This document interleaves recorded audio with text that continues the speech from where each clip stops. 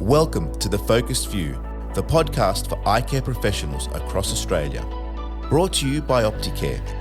In each episode, we bring together leading eye care, optical and business professionals to share valuable insights, practical tips, and the latest trends shaping the optical business landscape. I'm your host, Michael Nasser, and together we'll explore innovative strategies for practice growth, patient care, and business success in the eye care industry. Whether you're starting your career, managing a practice, or just looking to stay ahead of the field, The Focused View is your source for inspiration and knowledge.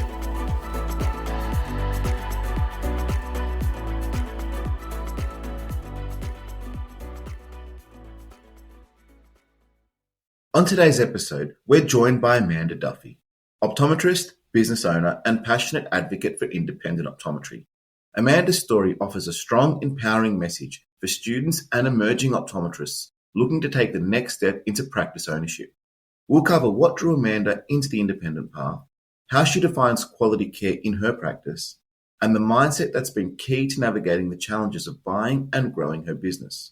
From stepping into ownership for the first time to running 2 practices today, Amanda shares honest insights about what it really takes, not just in terms of skills, but also in terms of attitude and resilience.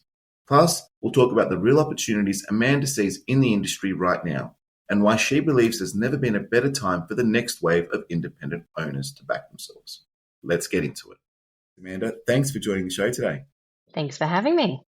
For the purpose of the audience, can you start by telling us a little bit about yourself and I guess how you got started in optometry? Yeah, definitely. So, as Michael said, I'm Amanda Duffy. I am an optometrist based in Newcastle, Lake Macquarie region. My husband and I, we own 2 practices. We own Eye Care Plus Belmont and Eye Care Plus Edgeworth. I'm 28 years old. I grew up in Gunnedah in country New South Wales, and my dad is also an optometrist. His name is Tim. And so I grew up he had a couple practices as well. So I grew up in his practices, but lived a very classic country life, growing up on the farm, running around, being a kid. Yeah, a bit about me.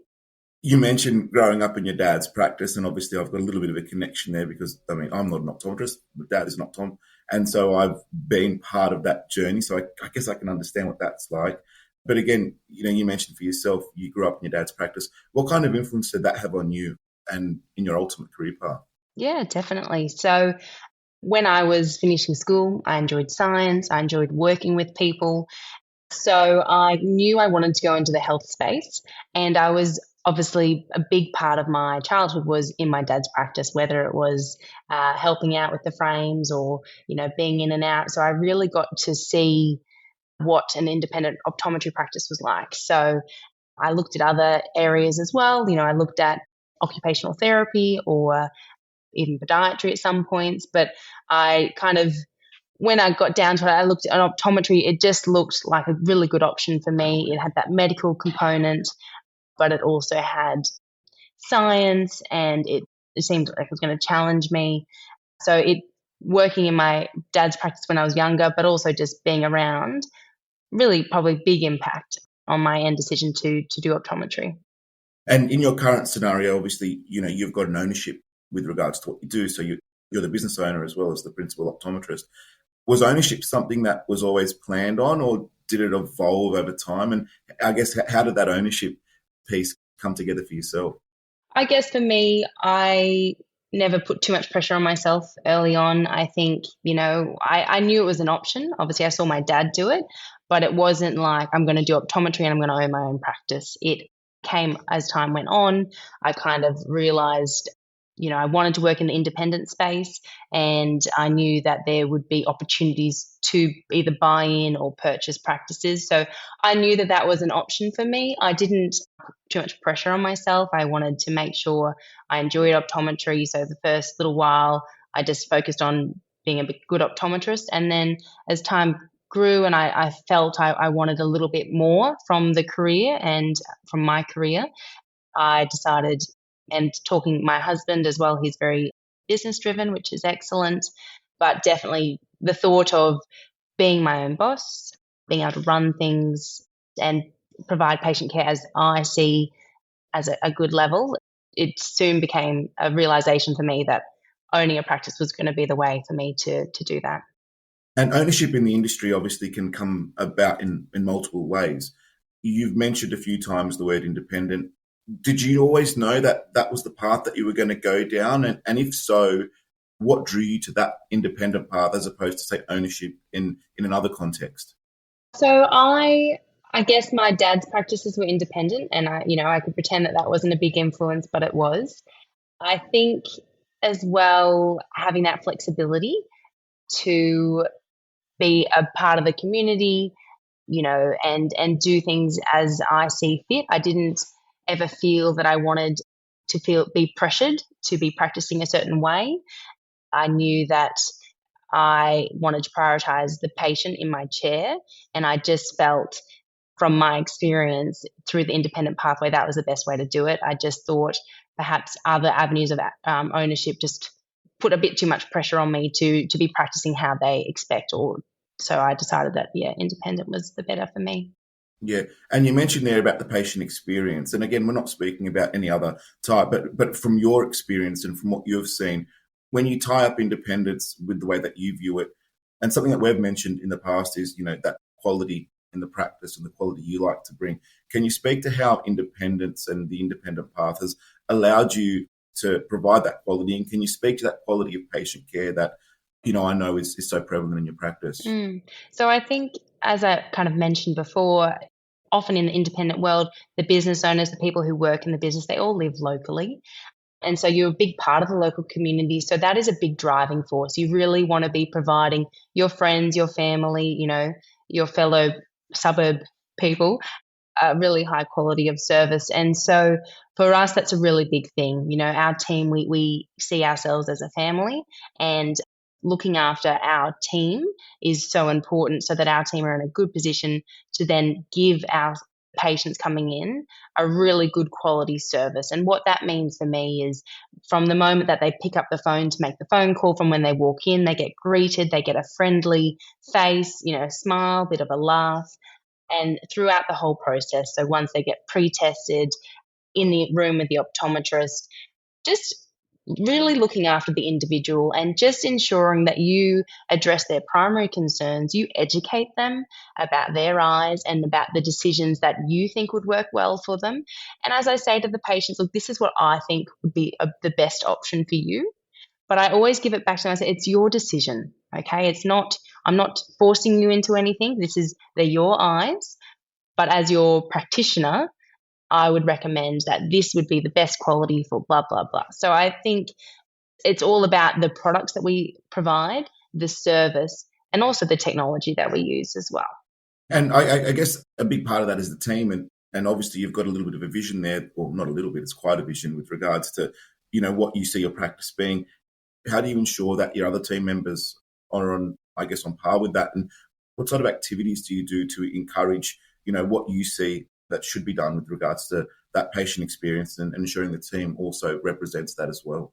Yeah, so I often say to our team when we have meetings, at the end of the day, without them, we don't have a business. And so they are incredibly important to us. The patients are very important, but our team, if we didn't have them, we wouldn't have a business. So we really try to let them know that we're here to support them. We do monthly meetings with our team. We're regularly touching base with them, seeing how they're going. Is there anything that we can do to help? Is there if you need some time off, or if you need, so we really try to support them. We also try to do some social events. So we try, once a quarter to go out for dinner together, or, do some bowls and then dinner, or things like that, which just brings us together, celebrating birthdays, really trying to create that sense of a work family. So they feel very comfortable, they feel happy to be working. And then I think that shows so clearly to the patient. The patient can tell when someone wants to be there and looks after them. What are the main differences that you notice with regards to the care that is provided in your practice versus what is often seen in the more corporate settings? And again, it's not to say one's better than the other, to be honest. It's not for us, but there is a difference there. And what are those differences that you see, and whether it's through colleagues or whether it's through experience you've had yourself with regards to those two, I guess, settings and scenarios? Yeah. So As you kind of mentioned, I've never worked in a corporate setting, so I can't speak for my own experience. I guess Mm, talking to patients, a lot of our patients just say, I've never had anyone explain that to me, or I've never had an eye test as thorough as this, or thank you for the time you've taken to look after myself, my mother, whoever it might be. So I really think it comes back to, being a locally owned little business, supporting the local mm, community, that personalized level of care. Like each person in my chair is an individual, and I really try to do what's going to work best for them. And I think patients see that and they can understand that. So you don't feel like you're going above and beyond, but when mm. you're caring for that person and their individual needs, it often correlates with that. And as I said, a big part of that as well is coming back to the team is our team are happy to be at work. They're a happy, friendly space. And that is so welcoming for patients. It puts them at ease. It just makes that whole process a lot easier, a lot more comfortable. Mm. And I think something that you'd mentioned earlier, and if I speak to it briefly, is a pressure. You said the reason why I think you chose the path that you wanted to do is because you could put the pressure on, I guess, in the way that you wanted to. And you mentioned education, for example, and obviously educating a patient is a main priority, and giving them options. And an independent environment perhaps allows you to really put the pressure on parts of the business that you would like to focus on. And it may not necessarily be a sale driven pressure, but it's more of a pressure of educating and patient care. And obviously, in turn, the sales, I guess, eventually come as a result of that. But it's not obviously the pressure that you're putting on yourself or your team members at first instance. Would I be right to say something Yeah, like that? definitely. There's no KPIs. It's not you have to be Mm, meeting these standards. It's each patient needs a different type of consultation, and you tailor it to them, and you offer yeah, them products that, if you think that's going to make their lives easier and support them and improve their quality of life. yeah. But there's no hard and fast rule that you have to be practicing like this. It's really dependent on the patient in your chair. Yeah, and I guess that's really also more evident in a local community. And just for the purposes of the audience, how big is the area with regards to where the practice is based from a population point of view? It's a good question. So we are based, I guess, in the Newcastle area. So there are Right, quite a few optometrists around. Our Belmont practice, I think Newcastle has a population, let's say 500,000, I'm going to guess. right. So it's a big area, Mm, but it's because it's spread out. We're on the lake more so. You do still get these pockets of community, but it's hard to yeah, put an exact number on the numbers yeah. there. No, fair enough. And I think a lot of what you've spoken about there is that independent advantage, and I guess that advantage that you can get by being independent and really setting your path in that regard. But I guess in your case, we also have spoken about ownership, and I want to sort of delve a little bit deeper into that. What was your experience? And if I'm not mistaken, you purchased your first practice. Mhm. What was that experience like, and what challenges did you face? And I guess how did you overcome them as well?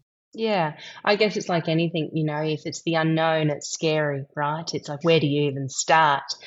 So I guess there's a lot of conversations. It's a lot of thinking and considering. And then, once you've kind of, what, I want to give it a go. I want to see if maybe being a practice owner or partner in a practice is something that I want to explore. It's reaching out. So that is the first and the hardest step is, putting yourself out there and reaching out to possible independent optometrists in the area who may be interested.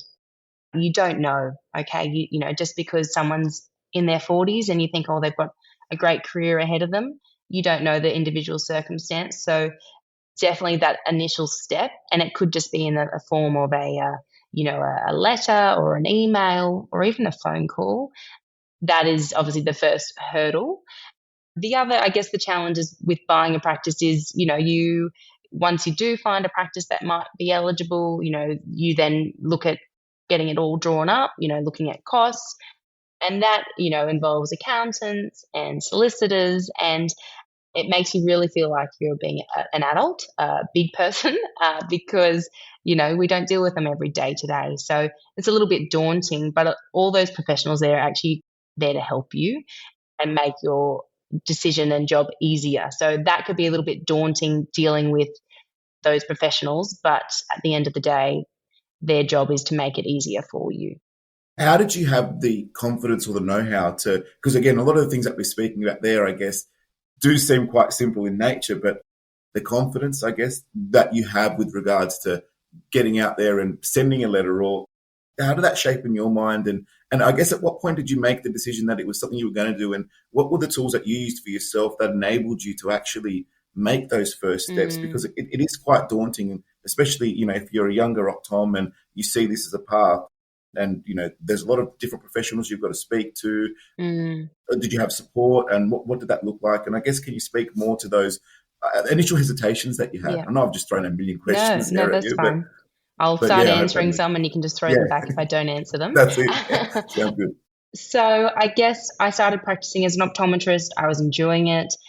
I was working in an independent practice, but I kind of probably got to the 6 month mark and I just felt I needed more.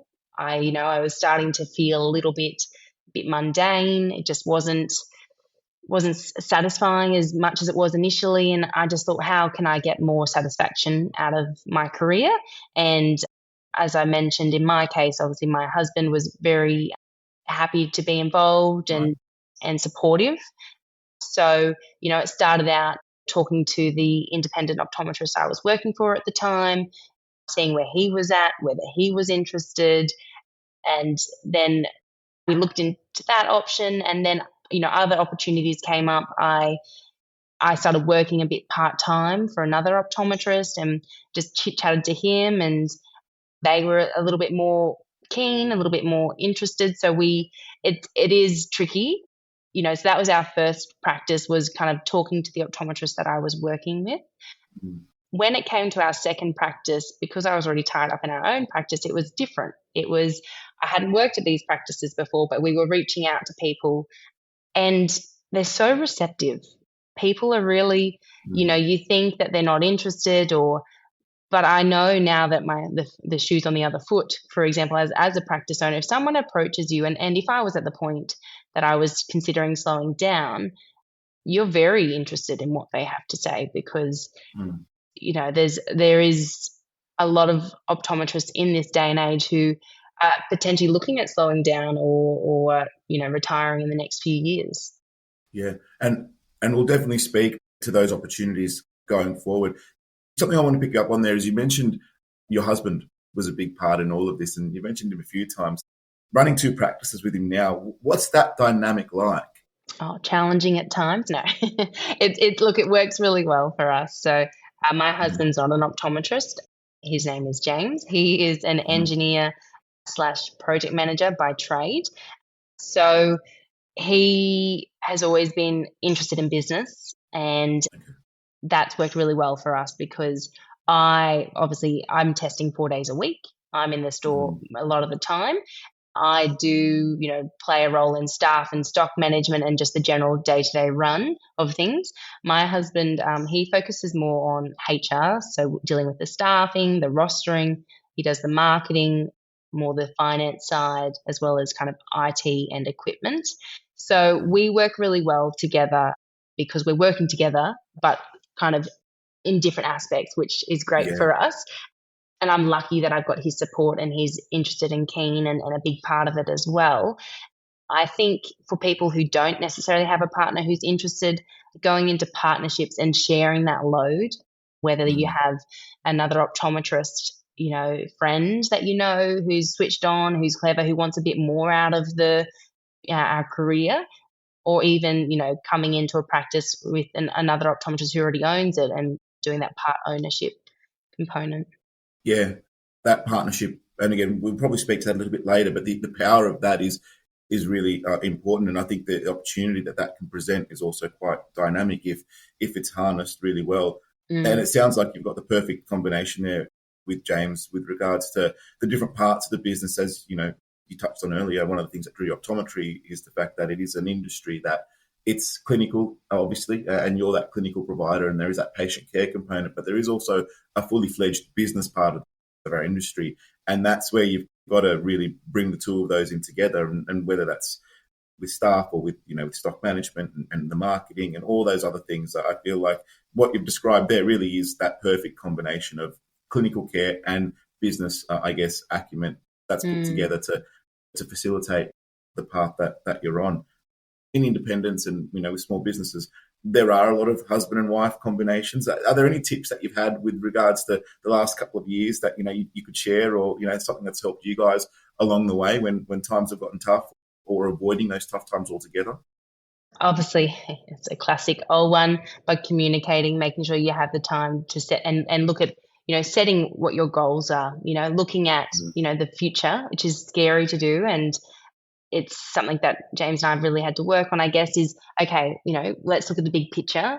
What's our goals for the next 10 years? Which is scary, but we did it, and we're okay. So let's see, what would we like to achieve in the next 5 years?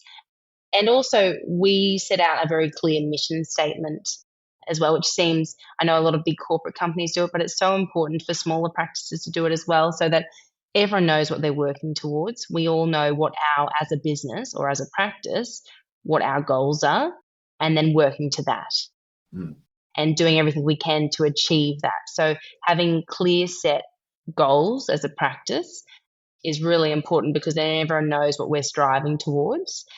So that's been really helpful. It's been a big part of it, I'd say.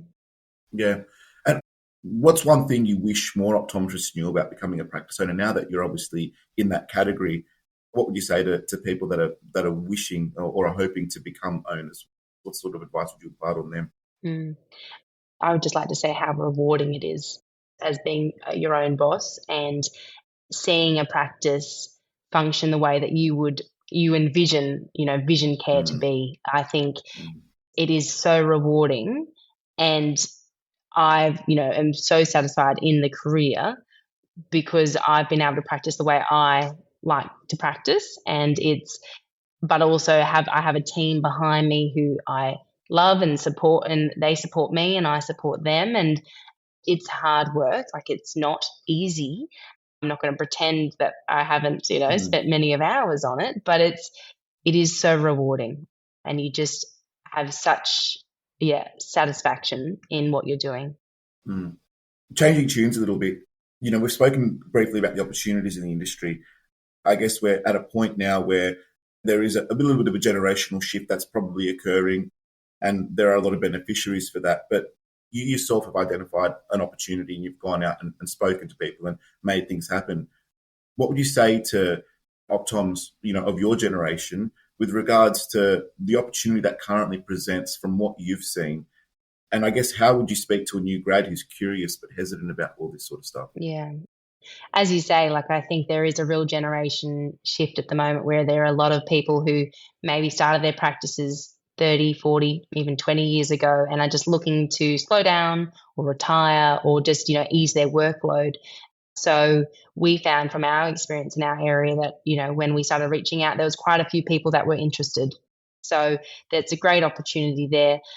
I just think that, the hesitation, obviously, you're putting yourself in line, you're reaching out to someone you've never met before. Are they going to judge you? I can definitely understand that hesitation, but it's so important. Like, you just reach out, you just if you're too scared to do it on the phone, you send an email, or you just start something, or print out, as I said, a flyer and take it around to some relevant stores. For us, for example, at the end, I think we ended up looking at 6 different practices, and we ended up, landing 2 of them. So it's hard, right? It's not going to be the first practice you walk into. It's going to be the one. Rejection is part of the process, and I think you grow so much during that. So, I think it's starting to ask the questions. It's, putting your big boy boots on or big girl boots on, and, just reaching out and touching base. And, the worst they can say is, no, I'm not interested. And then, you don't know unless you try. Yeah. And I feel like, and again, I might be speaking out of turn here, but with regards to, grads coming through, and obviously this is probably more of a podcast sort of focused in on them and the people that are sort of considering this as a path. With the evolution of the industry in the last 15, 20 years, and I guess the major corporatization of it with regards to certain, players in the industry, in universities, there are probably a couple of really prominent voices where a lot of the grads end up going. Not knowing exactly when you graduated, but speaking to when you did, and I guess the years after that, and maybe the years slightly before that. How have you seen a shift towards independence as a concept? And I guess then towards independent ownership, is it something that you think, people are more interested in? Are they purely, I guess, just consumed by the more corporate offer and I guess the ease of that? What are your thoughts on that? And I guess if you could speak to that, in any capacity. Yeah, I think, definitely, as you say, kind of when I graduated, the bigger corporates were very prominent. They made it very easy. They came to you essentially, you're looking, for a job. So first time, as people coming out of uni, a lot of my uni mates, they definitely looked more to the corporate path because it was easier. But I have definitely felt a shift after they've been working for a couple of years. Yeah. There definitely seems to be a bit more disillusionment with the corporate setting, longer working hours, shorter consultation times, a push to meet KPIs. Like it's just, people get sick of that and people also get burnt out. I think when you're working really hard and you may not be getting rewarded for that, or you're not getting enough time off, I find the general trend is, graduating, people get a job that they can. And then after a couple of years of working in the workforce, realizing there's personal satisfaction as well as with your career. So I think that's when people start looking at the other options in the industry. I think people really like the idea of the independent space. It's just trying to get in, which can be challenging. Again, it's not just like reaching out to some corporate's headquarters and saying, hey, looking for a job. It's you have to reach out to each individual. So if you're looking, for example, for me in Newcastle, you've got to look on a map and look at all the independent optometrists and reach out.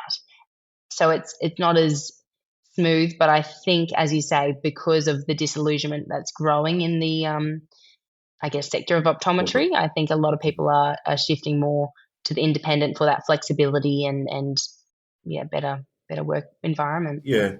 I think the challenge for independence as a whole, I mean, everything you're sort of discussing there is really focusing in on the individual, which obviously I think is the case at some capacity, getting out there and finding that and looking for it.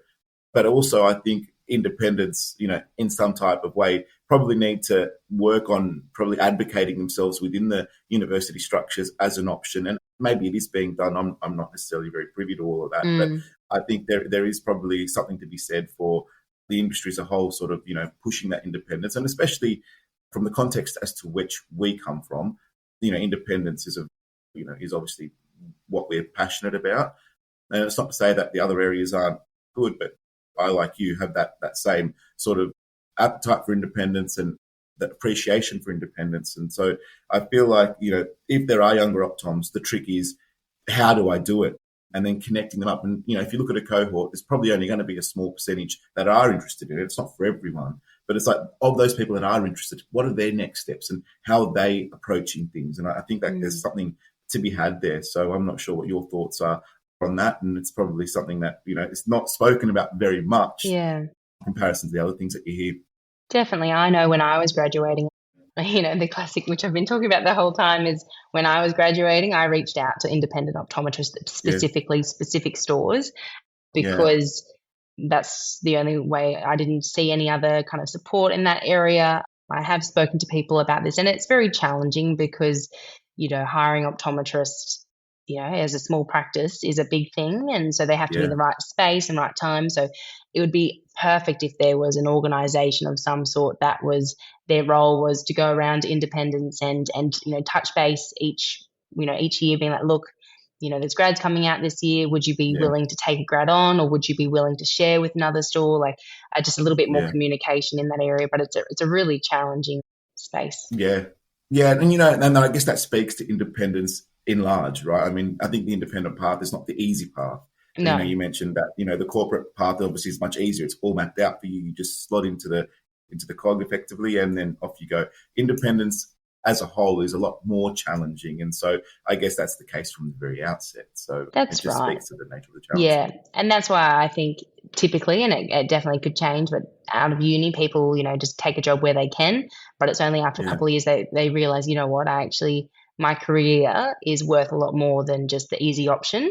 I'm going to work a little bit harder to get that satisfaction, to get that drive, to be motivated to stay an optometrist for the next 20 years, So It's, as you say, initially the corporate side of things seems like the easier option, but as you get down your career, you soon realize that career satisfaction is so important. Yeah. And that's when, you're willing to put in a little bit more effort, do a little bit more research, try a little bit harder because it pays off. Absolutely. In my talkings with you and everything that we've discussed now, and obviously when we spoke prior to this, one thing that really stands out for me is your mindset, I think, and the way that you approach the challenge. And I think that's either something you've had naturally or something that you've worked on. But can you speak to the mindset with regards to what you think is important when someone's starting to consider ownership and independence? How important has your mindset been, and how have you approached, I guess, that really, I don't know if it's a buzzword or whatever it may be, but the really important aspect of all of this, which is how you think about it. Yeah. It's, mindset is everything, right? In this day and age, it's easy to get down in the dumps, but a big thing when considering being optimistic and having courage. You don't have to know it all. You don't have to have the answers, but just giving it a go. It's so important. You don't know unless you try.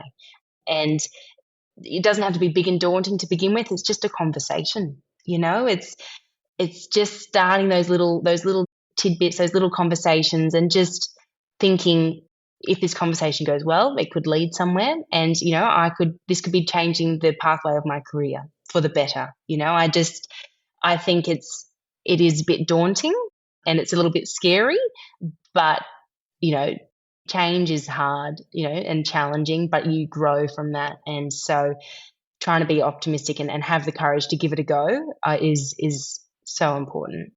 And I guess speaking today, obviously having the success of, acquiring the practices and running successful businesses, you've probably got a confidence and a mindset from that. But early on, when you were first getting into it, what was your mindset like then? And how were your thoughts at that particular point in time?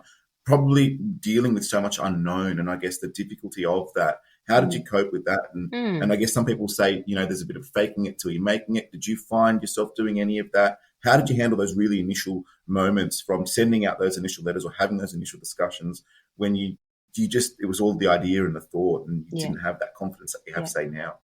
Look, I could say that it was easy and it was straightforward, but it wasn't. It is a hard thing, buying practices. It was challenging. It really pushed me. Some days I felt better about it, and some days I felt really, it was a really hard thing. So for me, it kept coming back to, as an optometrist, as someone who's going to be providing care to the local community, I kept coming back to what are my beliefs and what do I want to achieve? And it's about providing a quality care to those in my area. And so I kept coming back to that. And then, I looked at, how can I achieve that? And it soon became pretty aware to me that it was through business ownership. And, and the other thing with business ownership is it's a business, right? I wouldn't be doing optometry, or I wouldn't own an optometry practice if it wasn't, a successful business either. So for my husband and I, to give us the work-life balance that we want down the track, to work hard now, but, to reap the rewards of a successful business, that was a big thing as well. But definitely, some days you don't have that confidence and you have to trust your ability. And again, what is your goal? What is your mission? And as long as you have an idea of where you want to be going, that definitely helps guide me and made it easier. But I had challenging days. Well, I was going to speak to that more, if that's okay. When you speak about those really challenging days and probably thinking that the world's caving in and possibly, what's happening here, what's happening there, and how have you handled that? I mean, you mentioned your long-term vision and thinking about the bigger picture. Are they the things that sort of keep you powering through those really difficult moments? And as a business owner, have you felt isolated? Do you have that support network, and how have you created that?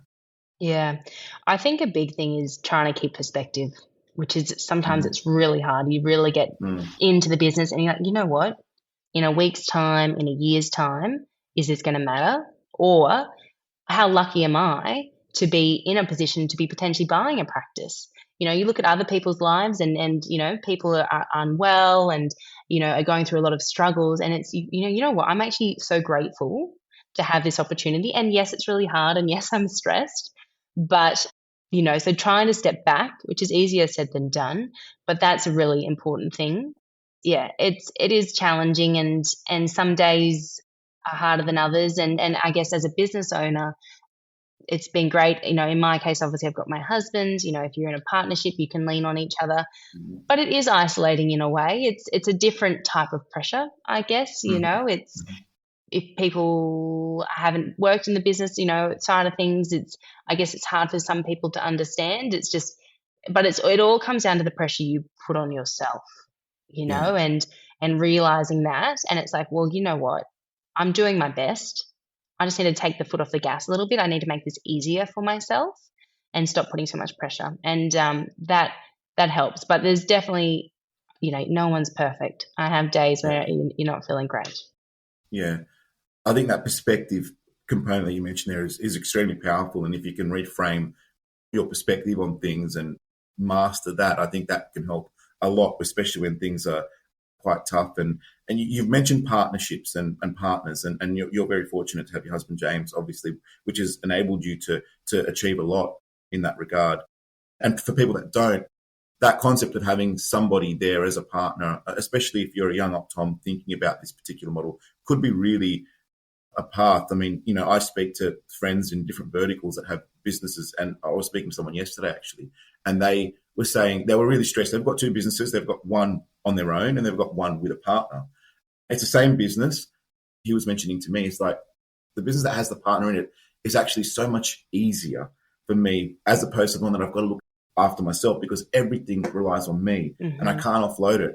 And it was, it was a bit timely because I knew I was having this discussion with you today, and I know it's something we've discussed, but I think there's a hesitation with partnerships. And again, you're fortunate in where you've been able to position yourself with James, but to speak to, I guess, a younger optom or an optom that's considering this, how would you manage that partnership conversation and that concept if it's something that is quite, I guess, foreign or something that, because again, some people are taught you don't want partnerships because they make life more difficult. It's I guess the option is, okay, well, if you don't want to do a partnership, you're going to do it on your own. And as you say, like personally, I don't think I could ever do it on my own. I think particularly as the practicing optometrist as well, you just don't have enough time in the day. You need that support. So if it's real, it has to come from somewhere. And so, you want to choose carefully. Like obviously you don't want to go in a partnership with anyone, but I know optometry, it's a small profession. We all kind of know each other. And I know there's a lot of friends within optometry and people who really well. So I guess it's a decision that you make with someone who may be like-minded or someone that you trust, and you trust what their values are, and you don't have to agree on everything, but as long as, again, your goals align and what you want to achieve is the same, whether it be a successful practice, whether it be that quality of care, staying aligned, having regular meetings, trying to keep the communication open. It is such an important part of a partnership. But if you're going to be the sole practicing optometrist, I don't know how you would have time to do all the business as well. Yeah, no, that's well said. In reflection, speaking about what we're speaking about today, what has ownership given you personally and professionally that you probably wouldn't have found elsewhere? Good question. So I guess I've touched on it a fair bit, but I feel very rewarded in the role that I play in the community. I feel a big sense of satisfaction and just I feel my role is incredibly important. So because of that, I think it gives me, a lot of fulfillment, I guess you would say. I'm practicing in a way that aligns with my personal goals and my values. I think ownership as well, you get that flexibility. If I decide that, I want an extra holiday here or there, I'm not stuck with my set weeks, but it's just that freedom and ability to practice how you envision. Yeah, and you mentioned lifestyle earlier and work-life balance, and obviously it's something that you're taking a long-term view of, and Mm, I guess that's another part of it too. You have control in that area, and you can really create the life for yourself, which is a beauty of the industry with regards to where you see yourself. And you've obviously done that planning for 5 and 10 years down the track where you're working towards something. So mm. it gives you that, I guess, that flexibility and that power, which is Yeah, empowering in definitely. its own right. Definitely. Like, I think I don't live to work. I work to live, I guess I would say, and Yeah, working quite hard at the moment. But it's I'm still going on holidays. I'm still getting away. Like, lifestyle is incredibly important to me. I wouldn't consider myself a workaholic, but you know, we've really had a look at where we want to be and mm, how we can achieve that, so that down the track, if we have kids, I can be the netball coach, or I can do the drop off, and it just have that flexibility yeah. is what we're really looking forward to. Yeah, and I guess the strategic nature of how you've looked after all that and are working towards that is, I guess, really speaks highly to your abilities in that regard, and is really inspirational, I think. And even speaking to you today, it's like, why would you not be doing this? Like, it's almost like, like it's possible, it can be done, and I feel like if people hear your message and can connect with you from time to time about things like this, it can only help. So I guess in that light, if someone's listening right now and wants to start exploring ownership for the first time, or it's something that they're thinking of, what would you be a first recommendation for them? Yeah. What's the first thing they should be doing? So start looking in the area that you're living in, or willing to live. One of my Yeah, stores 45 minutes away from me, so it doesn't have to be your direct area. Sending that email, drop in a letter.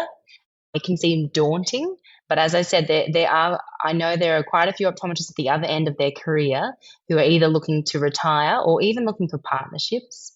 mm, That's definitely a big one. Even reaching out to Eye Care Plus or mm, Provision, which are two big independent companies, and reaching out to seeing if they know anyone who's looking to sell.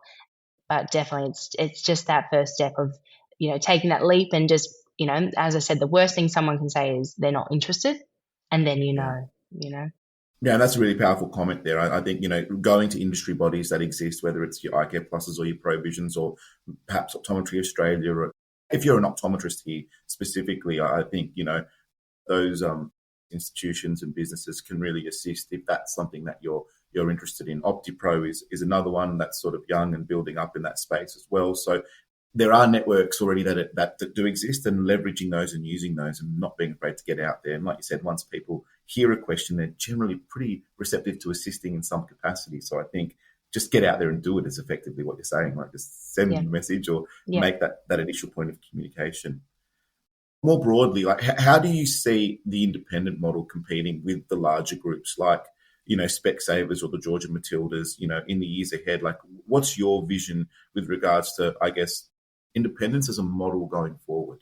Yeah, it's a good question. So look, it's I guess it can be challenging in a way. Like, I think a lot of retiring optometrists may be selling to, say, Georgia Matilda, Mm, but it often comes at either they haven't had other options. I mm, know that in that space, there's a lot of, it's not so new anymore. You hear a lot of stories about people who have sold, and their experience of having to stay on and work for them is really challenging. So yeah, I guess it depends on, the older generation of optometrists and what their goals are, and their motivation to keep independent optometry alive and yeah, looking at other options. mm, I think as well, though, post COVID, that sort of thing, a lot of people's mindsets have shifted, and supporting local is a really big thing. yeah, But also, as I said, that personalized care, as I say to, with a lot of my patients, I talk to them, and you just kind of make them realize how important their vision actually is in their day to day, and how important it is to actually look after their eyes, and make sure they have their regular eye tests and use quality products and that sort of thing. But there's a huge, market for independent optometry, because mm, people want that consistent care. They want the same familiar faces, that happy environment when they walk in the door. I find in general there's a lot less shifting and changing of staff, whether it be optometrists in front of staff in the independent world, and patients really value yeah. that continual care. Mm. Yeah, and I guess it just speaks to the opportunity as a whole that does exist for any optom that wants to make the most of that. Finally, if someone wants to reach out to you or connect with you as we wrap up today, what's the best way that they can connect with you if they want to sort of, pick your brain on a few of the things, if it's okay for them to do so? Definitely. No, more than happy for anyone to reach out. I would love that. So probably best to do it on LinkedIn.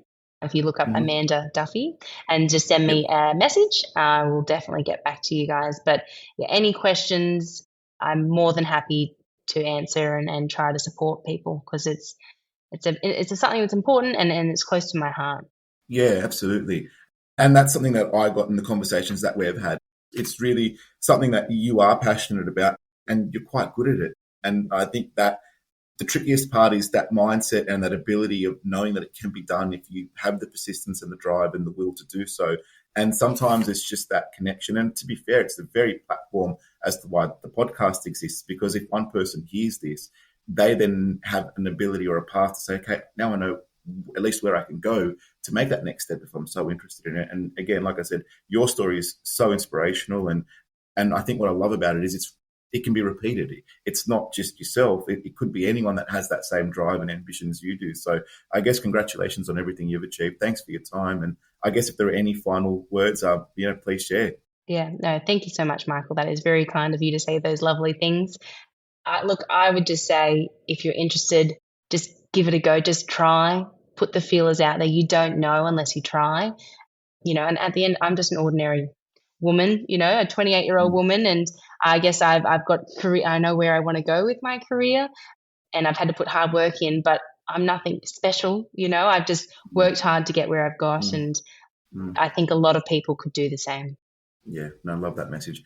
Thanks so much for your time, Amanda. It was awesome chatting today and really appreciate your insights. Thanks so much. Great. Thanks so much, Michael.